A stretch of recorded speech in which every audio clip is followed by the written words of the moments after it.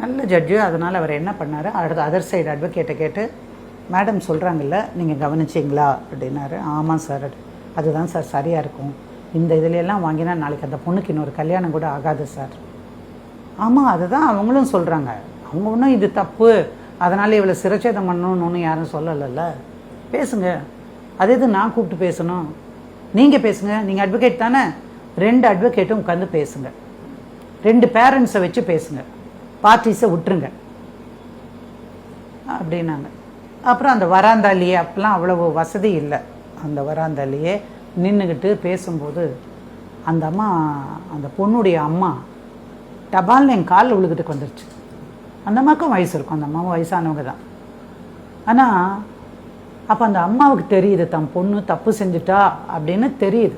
அம்மாம்மா நீங்கள் காலெல்லாம் விழாதீங்க, ஏந்திருங்க, என்ன வேணும் சொல்லுங்கள். நான் இங்கே படிதிக்கிறதுக்காக வரல, என்னோட வேலை வழக்கறிஞர். அந்த தொழிலில் நான் என்னுடைய கிளையண்ட்டை காப்பாற்றணும் வந்திருக்கேன். ஆதாரம் இல்லாமல் குற்றச்சாட்டு இல்லை. நீங்கள் வேணால் ஒரு 2 ஃபோட்டோ நான் காட்டுறேன், நீங்கள் பாருங்கள்.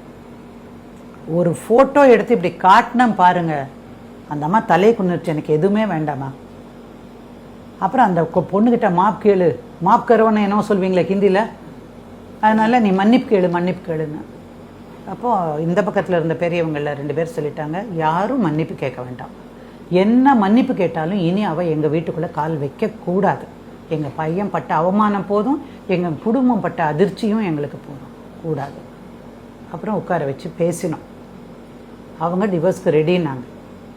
இவனுக்கும் என்ன வேணும், அவள் அடல்ட்ரியில் கொடுத்தா என்ன, வேறு இதில் கொடுத்தா என்ன, எனக்கும் டிவோர்ஸ் தான் வேணும். அதனால் பேசும்போது இவளுடைய நகையெல்லாம் இங்கே கொஞ்சம் வச்சுருக்கா, அதை கொடுத்துடணும். இவங்க கல்யாணத்தில் அந்த பொண்ணுக்காக வைரத்தில் அட்டிகை செஞ்சு போட்டிருக்குறாங்க. இந்த மாதிரி இருக்கும்ல, அந்த இதெல்லாம் கொடுத்துடணும். அங்கேருந்து இவங்க திங்ஸ் எல்லாம் எதுவும் கொண்டு வரல. ஆனால் கல்யாண செலவு 2 பேரும் சமமாக பங்கிட்டதுனால செலவு கொடுக்க தேவையில்லை. அதே போல் அதை விட மிக முக்கியமான விஷயம், இந்த மாதிரி தவறான நடத்தையில் விவாகரத்துக்கு வந்திருக்கிறதுனால எந்த காரணம் கொண்டும் அந்த பொண்ணுக்கு ஜீவனாம்சம் கொடுக்க முடியாது.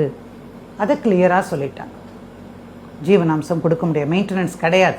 நோ மெயின்டெனன்ஸ், நோ பர்மனன்ட் அலிமனி, நிரந்தர ஜீவனாம்சம் கிடையாது, கல்யாண செலவு தொகை கிடையாது. இதுக்கெல்லாம் ஒத்துக்கிட்டு கையெழுத்து போடுறதாக இருந்தால் குற்றச்சாட்டுக்கள் இல்லாமல், ஏன்னா நாங்கள் 2 கிரவுண்டில் போட்டிருந்தோம். ஒன்று அடல்ட்ரி, இன்னொன்று க்ரூயல்ட்டி. இந்த 2ஐயுமே எடுத்துட்டு மியூச்சுவல் கன்சென்ட்டில் டைவர்ஸ் பண்ணிக்கலாம்.